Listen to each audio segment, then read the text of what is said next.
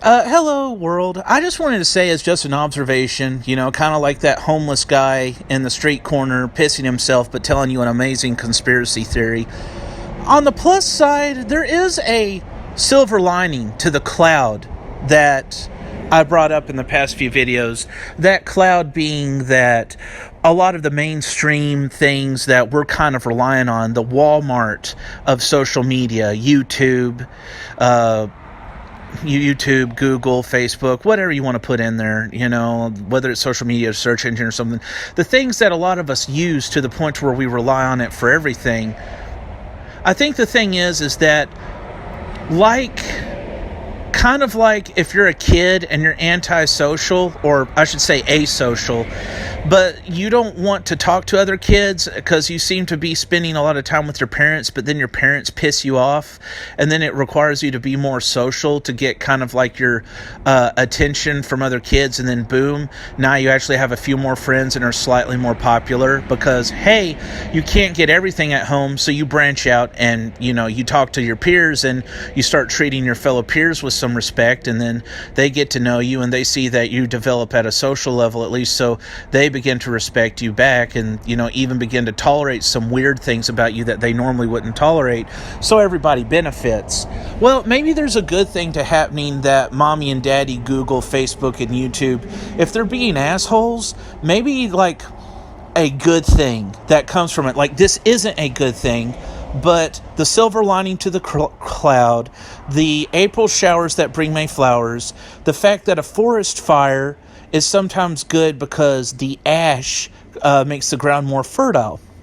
That maybe it's good that Google, Facebook, and Hollywood and all these other things, and YouTube, maybe it's good that they're pissing off fandoms.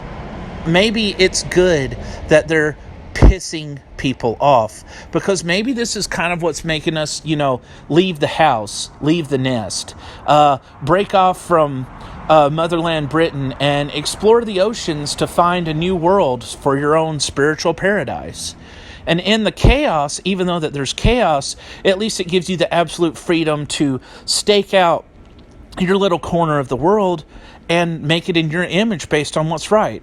Hopefully you'll branch out to other people that seem to have their head on straight but have different ideas, so that you can exchange the good ideas and become more whole as a person. But this might be a good thing, because think about it. Whenever we were all on YouTube and everybody was posting their stuff and YouTube became a big swollen empire, like something that got pregnant, but then it started censoring us and pissing on us and being mean to people. Some of it was necessary, but it's kind of like it waited until the last minute to bring down the hammer on people that were bad. And by that time, it was just so slow and clumsy, it just kind of brought down the hammer on a whole bunch of innocent people too. Or people who were a little bit guilty got really disproportionately smashed. Well, the thing is that if that's kind of like, if YouTube and them are like Great Britain, this might be our opportunity for us colonists to kind of break off and form our own colonies, and hopefully from a smaller level start making our own thing that could rival it. I don't think YouTube, Facebook, and all that stuff should disappear, but I think that maybe once they kind of, lose their kids leave them, and then they have to grow up a little bit and we have to grow up a little bit, that we'll both balance out as individuals. Kind of like Britain never really went away, but once it lost America and then over the centuries it started losing its colonies, that maybe it kind of began to hopefully grow up a bit. It looks like a lot of Western civilization is about to go into lockdown mode, which is scary, but I digress. Take my point. The general gist of my point. We're being abstract here. We're being philosophical. I'm saying that this is bad, but something good might come from it. YouTube should not just be censoring everybody because they think anything that's not their definition of left-wing is a crypto-Nazi, MAGA hat-wearing Putin robot, whatever. That shouldn't be happening. They shouldn't be doing that, but maybe it is forcing us to kind of pop their titties out of our mouth and branch off and try to make our own thing. And us being independent, we'll realize where they were right and where they were wrong. And them losing a lot of fans and being humbled by getting older, getting weaker, and getting smaller, they'll begin to realize where we were right and where we were wrong. And it's kind of like when you get older, your parents get better. They treat you they treat you like more of an equal. Theoretically, it's like as you get older, your parents get smarter, and then your parents, whenever you leave the house and you kind of begin to establish yourself as an adult, sometimes they mellow out. Sometimes they can be bitter hard asses, but sometimes they mellow out, and then they realize that once you're past 28, they really got to treat you like an equal. That they really got to treat you like an equal. And even at a time, maybe even a superior, because they'll be passing the baton to you and they need to sit in the back. And then it's time for them to be training to be that awesome grandma or grandpa, that old lady trying to get into heaven, and that the kids are like, oh my gosh, grandma's awesome. No, kids, that's an old lady trying to get into heaven. That's not the woman I grew up with. But I digress. Bill Cosby being a rapist aside, that's a good joke. It sucks that it comes from somebody who's a rapist, but I hate to say it, there's probably a bunch of good quotes and snippets of wisdom that come from less than good people. But the thing is that what I'm trying to say is that something good could come from this, to stay positive. I got kind of upset about YouTube censoring me, not just because it hurt my ego, not just because it was something that I had worked on and it kind of got a critical hit as far as views go, not just because I thought it was stupid, but because I saw it as an aspect of corruption. That yes, when you do this, you enable the Hollywood elites who hurt children. You enable the elites who hurt children. And whenever you just single out the left, though, you enable the elites who hurt children too, because then people don't pay attention to the ones who are on the right. Or, if you're from the left and you talk about it in the Catholic Church, they don't pay attention to it. That's in Hollywood. But I digress. The thing is that there is a justice aspect to it. It's not all just pride. But on the more positive note, this could be a good thing as a whole for all of us as a human race, because it will finally force us to get out of our comfort zone and make our own independent alternatives to YouTube, to Facebook, that will hopefully be big enough to know what we're doing and to be able to serve people, but will stay small enough that we don't become swollen and overconfident and arrogant and basically make the same mistakes that the people before us did. And even if we do, at least it can be like the circle of life, where it's like, okay, we started out as small colonies, now we're going to be an independent republic, and we'll have our golden years until we get too big for our own britches and start to go into a state of decay. But hey, that will be the cool breeze on the hot summer day. The main point is that some of this can be positive. What's it going to do for me? Well, I was never really an ambitious YouTuber. I just wanted to screw around with YouTube as a hobby that might hopefully make some money someday. But the thing is that until I get there, just the fact that I'm releasing creative energy from my mouth to the world, and that somebody somewhere could appreciate it or not appreciate it. The fact that I can create it means that it needs to exist. Even if I don't become an artist, if I have some artistic talent, I should draw just for the sake of drawing. It exists for a reason. Inspiration is meant to manifest. Because even if I don't make artwork that gets me money, and I should at some point, then it should probably exist just for that one person scrolling through DeviantArt who gets something out of it, because it's a muscle that deserves to be exercised. It may be your weaker muscle, it's not your main thing, it might be little more than a serious hobby, but it should probably exist just to exist. Use your talents like the Bible says.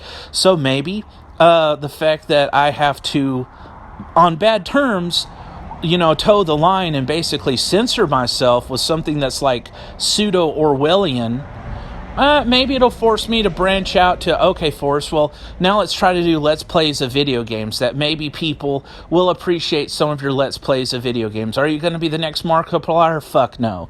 But maybe you could have something a little bit fun, whether you're playing a video game that everybody and their dog has played, or whether you're kind of doing this, or whether you're doing this, like maybe you're trying to play a sort of more obscure video game that not a lot of people have played. Whatever, maybe it'll force me to do some other stuff. Whether maybe I could try and figure out how to do some Let's Plays. I haven't played games in a while, so maybe this will be the renaissance of gaming in my life. Maybe it'll force me to do dramatic readings of some books that people want to read, or that it's some kind of obscure fan fiction. Like, one fan fiction that I really like is that of My Little Pony and Animorphs. I think somebody else has done it, but I personally asked the author a long time ago if I could do my dramatic reading of it. I may suck at it, but you got to start somewhere.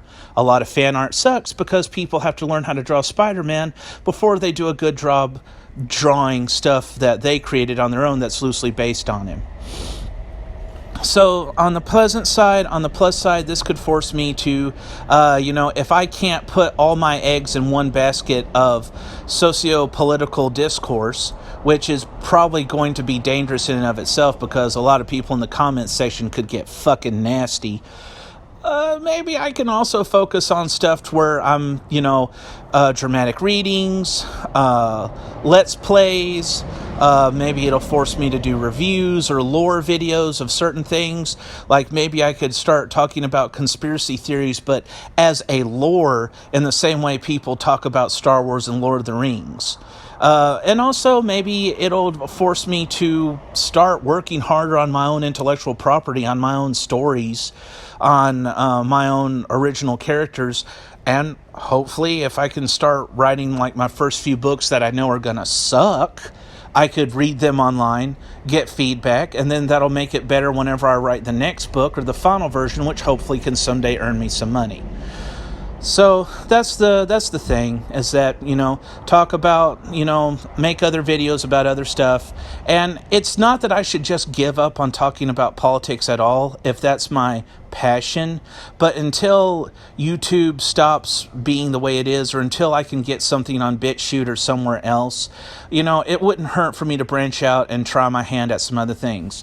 Like I said, Let's Plays, dramatic readings, analysis of lore of whatever mythology or conspiracy theory that I think is interesting,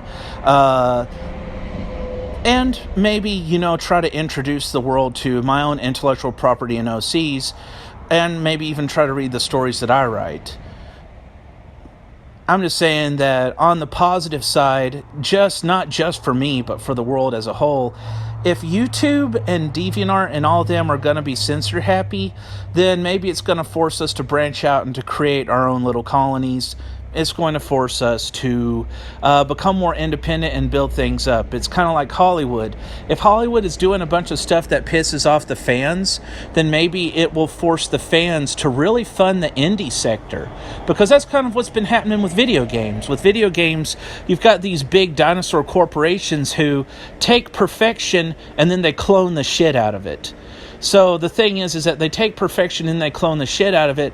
They're afraid to try anything new. What's there works, but it's imperfect, but it's kind of been overdone. And then whenever it starts to have clone degradation, they try to supplement it by overdoing the political stuff that pisses off people, not just who disagree with it, but like people who are religious getting tired of getting preached at. It can piss off people who do agree with it, because it's done in such a swarmy, self-righteous, and shallow way. Even if it was right-wing, and even if I was right-wing, it's like, dude, I actually appreciate what you're saying, but I kind of feel like you're patronizing me about it. But that's another thing. There's some good that can come out of this. The old thing may die to make way for some new things, and the cycle starts again. So if there's people pissed off with how Disney is treating Star Wars or something, maybe that can inspire people to make their own stuff, and that would really develop the indie sector. And because the indie sector puts out a lot of unique and original stuff, it just doesn't have a lot of money to beef it up. And what's in between the creative, wild, chaotic indie sector and the established, heavily funded, but adverse to change establishment sector, right in between, that seems to be where there's the potential for a lot of good. There's potential for a lot of bad, but potential for a lot of good.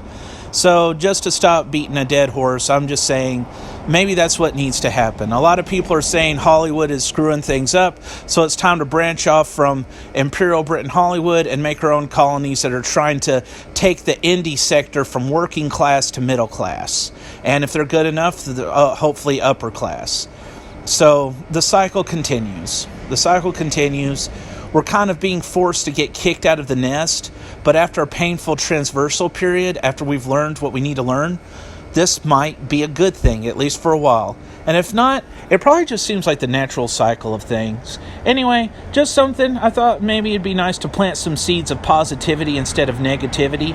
And who knows, maybe I'll try and, practice what I preach and post a video saying, I've spent a lot of time complaining about people and things that I don't like.